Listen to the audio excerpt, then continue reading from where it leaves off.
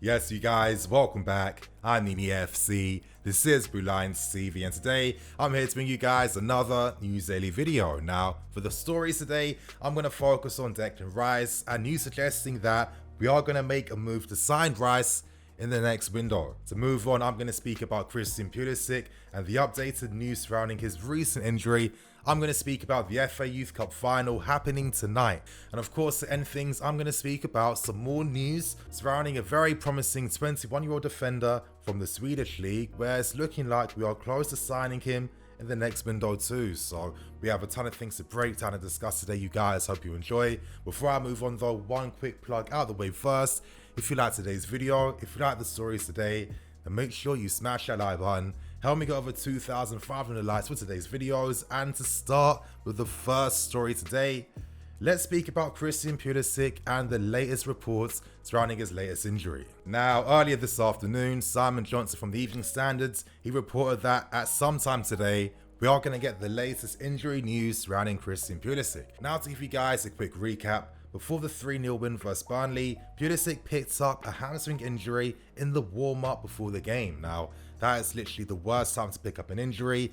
Very frustrating, and today we finally got the results back for Christian Pulisic's hamstring strain, and it seems like he is going to be out for the next few weeks. Now, of course, it's still very vague, but the next few weeks does tell me that I am not expecting to see Pulisic play any games during November, and hopefully sometime very early in the next month in December, Pulisic comes back and he's fit and he's ready. Now, you know, what type of games then is Pulisic going to miss out on in this month? To be honest, if there was ever a time to afford to have an injury to a key player, then you would say it would be this month. You know, this month we have 5 games, 2 against Rennes, 1 big one against Spurs at the end of this month, and then we have other games versus Sheffield United and Newcastle as well. So I do feel like the team can cope without having Pulisic at this point in time.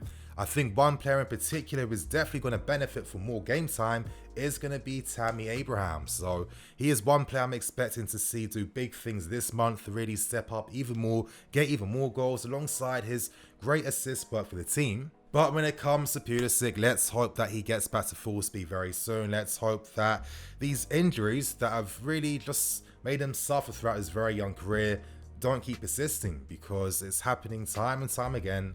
Before we signed him, he had a massive injury history at Borussia Dortmund already, and it seems like we haven't seen too much of an improvement at this point in time. I do think with these injuries though that they aren't anything too serious, and hopefully there are some means and measures in which Pulisic can abide by and, you know, try and minimize them from happening too often. But to be honest, all of us still have massive faith in Christian. I don't personally think that we have to worry about his long-term future anytime soon. Let him recover. And now we move on to the second big story today, and that's in regards to the news on Declan Rice. Now, I feel like I've been personally predicting this for a long time. I've been saying this consistently, but I've always said that I feel like Declan Rice would be a signing we would make in the January window instead of at the end of the previous window. Now, reports are coming out today from The Athletic, and they're saying that the club are currently hoping that Declan Rice won't be persuaded to sign any new contracts at West Ham to keep him there any longer, and they're hoping that with the ability to sign him in this January, offering him potential knockout UCL football, that should be enough to persuade Declan Rice to sign for us. So it does seem like this January it's going to be absolutely dedicated to Declan Rice and our attempts to sign him from West Ham. Now, we do know that West Ham are a very stubborn team, and for a very long time they've kept the valuation very high for Declan Rice, and naturally this meant that we couldn't afford to sign him in the previous window. Now, we got some very interesting news, because it did seem like we were very close to completing the signing before that window ended. However, 2 moves fell through for 2 players that our club was hoping to sell off. Now, if I was to make an educated guess, I would probably say an Emerson and an Antonio Rudiger, because those 2 players really dominated the final day of the transfer window for us. And I think that we could have easily got at least 15-20 mil for Emerson and potentially another 30 million for Rudiger. You know, on top of the other money we do have, I do feel like that could have been enough to sign a Declan Rice. Now, to give my thoughts and opinions, now that we know the news for today, would this be the best signing to make? Now, at this point in time, there is interest in Janaury, Zakaria from Borussia Mönchengladbach, and of course, we have our own DM in the making, and Anel Ahmedhodzic, who put in an outstanding performance recently for Sheffield United, and has been playing as a sitting midfielder more and more. And this is actually something that Sheffield United's manager admitted to, saying that Lampard was hoping to see Ahmedhodzic play as a holding midfield player. So if you're signing a Declan Rice, a player that is only like 2-3 years older than Ethan, aren't you really affecting Ethan's potential and his ability at this club? Potentially, but I think there is definitely an argument for that. But at the same time, I do feel like the club need to see much more game time from Ethan. I think that right now, if Ethan can play at least 2 seasons of consistent first team football, I think once at the end of that spell, he would definitely have a shout at our first team. But I do think that if he was to stay with his club right now, he'd barely get game time. We'd give him minutes in very circumstantial situations. And I think in the long term, that would affect Ethan's development and that would affect the club's investment as well. So I just think that right now, for me, Ethan just isn't in the picture at this point in time. But the main question now is Declan Rice the player you sign over a Zakaria and a Janaury? You know what?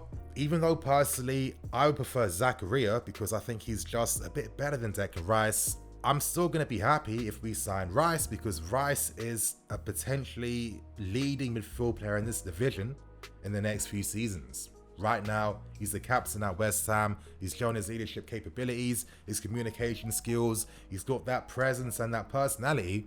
Some of those non-physical tangibles that I feel like us as a fan base can just consistently forget and ignore. For me, if he was signed, he would most likely be used as a DM.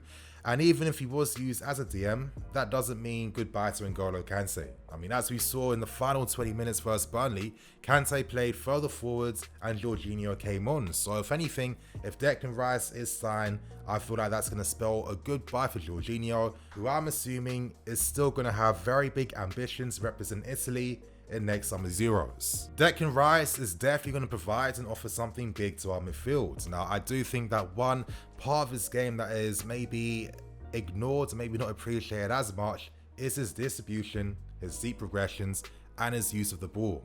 With Declan Rice in front of our defense, he gives us the possibility to be very fluid by obviously moving back to form a back three, splitting our defense wide, finding even more passing angles further forward for the wing backs. Declan Rice can also play sitting in front of that defense as well. He can play as part of a midfield too, and also he can play as a centre back whenever we need to use him. So I just think that his signing would make a ton of sense. I think that he complements what Lampard wants in the team. He has that aerial presence, that physicality.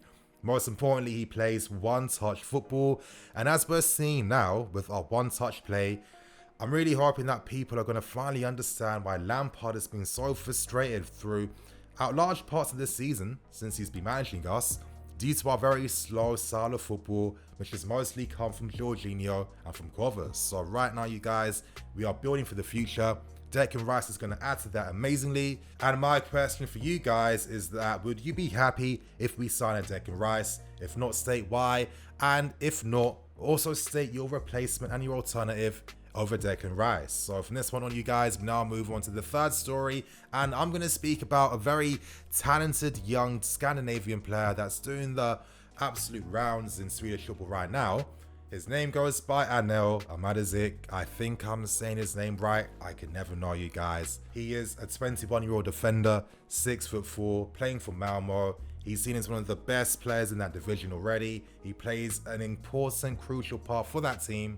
And based on reports coming out from Sweden, it does seem like he is set to sign for us for around 7 million in the January window. So, of course, this is massive news. This is very interesting news. And of course, I had to investigate, learn more about this player, and of course, relay that information back to you guys. Now, as I was saying, he has a massive reputation in the Swedish league, and it does seem like he's voted in the team of the weeks every single week. Anel is a massive defender at 6'4". Of course, naturally in a league like that, He absolutely dominates aerially, he dominates physically, he has the pace to match, and most importantly, every single time, especially when a club like us is looking towards players from lower leagues, does he have the right technical capabilities to play for a club like us? And it does seem like Anel has some big reputation, and surprisingly, he was actually part of Nottingham Forest's youth team only just a few years back.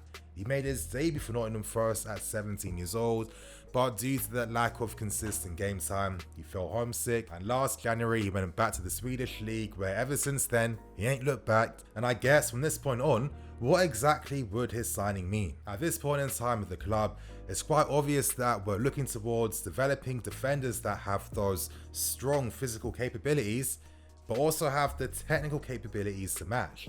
You know, in our academy right now, we have Samu, we have Colwell, and out on loan we have Guy, and of course we have other players as well. So, you know, right now we have all the elements at our disposal to have a potentially fantastic young, you know, defensive additions coming in the future.